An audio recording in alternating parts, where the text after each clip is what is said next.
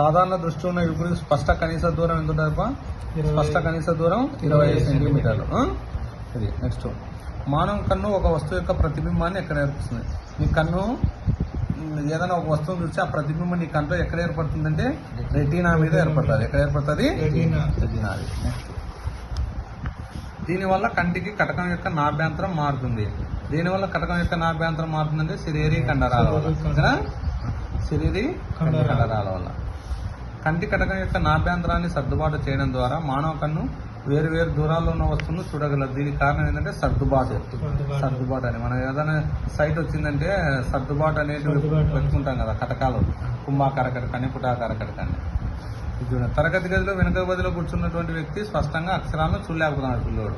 అంటే వానికి ఏ లోపం ఉంది అంటే వాడు దగ్గరుండే వాళ్ళని చూస్తాడు, దూరం ఉండే వస్తువులు కనిపించడం లేదు. అంటే వాడికి ఏ లోపం ఉంది?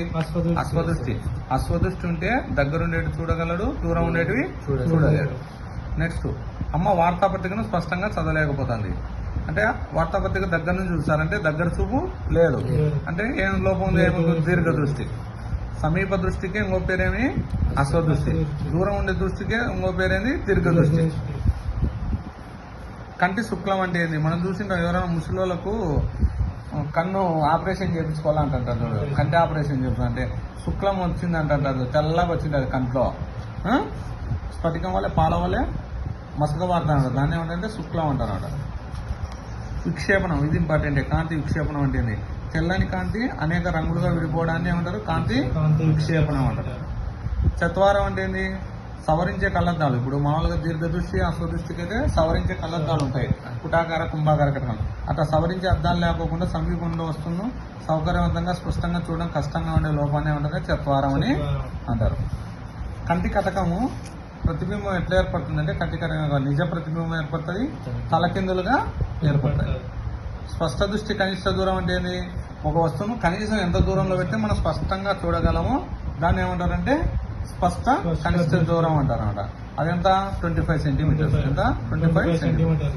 మినిమం 25 సెంటీమీటర్ల దూరంలో ఉంటేనే ఒక వస్తువు మనం స్పష్టంగా చూడగలం. నెక్స్ట్, ఇవి ఇంపార్టెంట్ చూడండి. నక్షత్రాలు మినుకుమనడానికి కారణం ఏమి? అది వక్రీభవనం. నక్షత్రం కాంతి యొక్క వాతావరణ వక్రీభవనం కారణంగా నక్షత్రం ఎట్లా ఉంటుంది? మినుకుమని ఉంటుంది.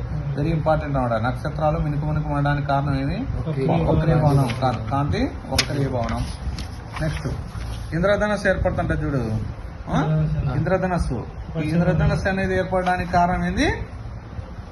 ఇంద్రధనస్సు అనేది ఏర్పడడానికి విక్షేపణం, కాంతి విక్షేపణం. ఇది ఇంపార్టెంటే. కాంతి విక్షేపణం వల్ల ఇంద్రధనస్సు అనేది ఏర్పడుతుంది.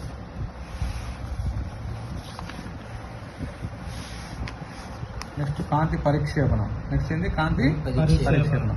కాంతి పరిక్షేపణం వల్లనే ఇప్పుడు మనకు ఆకాశం నీలి రంగులో కనపడుతుంది చూడు. ఆకాశం చూస్తే నీలి రంగులో, లోతైన సముద్రాన్ని చూస్తే ఎట్లా నీలం రంగులో కనపడుతుంది. సూర్యుడు ఉదయించినప్పుడు, సూర్యుడు అస్తమించే సమయంలో సూర్యుడు ఎర్రగా కనపడతాడు చూడండి. ఇటువంటి దృగ్విషయాలన్నిటికీ కారణం ఏంటంటే కాంతి పరిక్షేపణం. కాంతి యొక్క పరిక్షేపణం వల్ల, కాంతి పరిక్షేపణం. టిండాల్ ప్రభావం అంటే ఈ కాంతి పరిక్షేపణం ఏర్పడినప్పుడే టిండాల్ ప్రభావాన్ని మనం చూడగలుగుతా ఉంటాం. ఇప్పుడు సూర్యుడు ఉదయించినప్పుడు, అస్తమించినప్పుడు పొగలాగా కనపడుతుంటాయి, కిరణాలు పడినప్పుడు కిరణాలన్నీ కనపడుతుంటాయి చూడు అడవిలోనూ ఏదైనా ఓపెన్ ప్లేస్లలో చూస్తే దాన్ని ఏమంటారంటే టిండాల్ ప్రభావం అని అంటారు. నెక్స్ట్, ఇది చూడండి, అశ్వదృష్టి ఉంది కదా.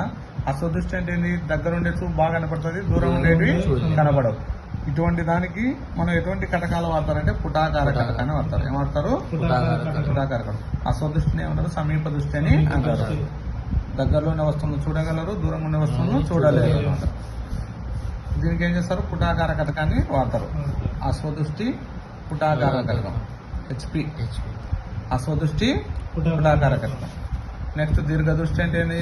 దూరంగా ఉన్న వస్తువులను చూడగలడు, దగ్గర ఉండే దానాన్ని చూడలేడు. దీనికి ఏం వాడతారు? కుంభాకార కటకం. DK. దినేష్ కార్తిక్. హార్దిక్ పాండ్యా, దినేష్ కార్తిక్, అంతే. హార్దిక్ పాండ్యా.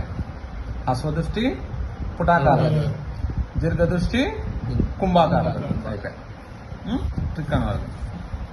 చత్వారం ఇంతకుముందు చెప్పినట్లు అనమాట. దీనికి సవరించే కళ్ళద్దాలు ఉండవు అన్నమాట. సవరించి ఈ రెండు దానిలో సవరిస్తారు. ఇది పుటాకార కటకానికి పెట్టి సవరిస్తారు, అశ్వదృష్టికి దీర్ఘ దృష్టికి కుంభాకార కటకాన్ని పెట్టి ఇట్లా సవరించే వీలు లేకపోకుండా చత్వారం అంటారు.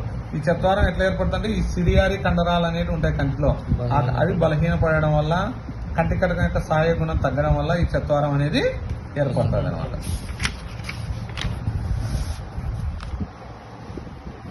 అంతేపా.